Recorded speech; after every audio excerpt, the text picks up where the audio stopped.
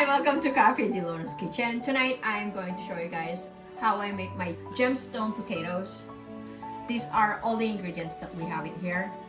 First, our gemstone potatoes, olive oil, Italian seasoning, salt and pepper to taste.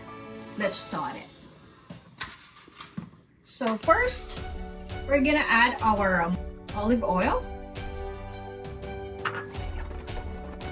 Just to make sure we could spread all of our olive oil in our potatoes. Then salt, the Italian seasoning. This is so easy to make. Next is our black pepper. That's it. This is pretty much easy. And then we're gonna bake it for 400 degrees Fahrenheit for 40 minutes. And I'll let you guys when it's ready. Thank you for watching. I hope you enjoy it.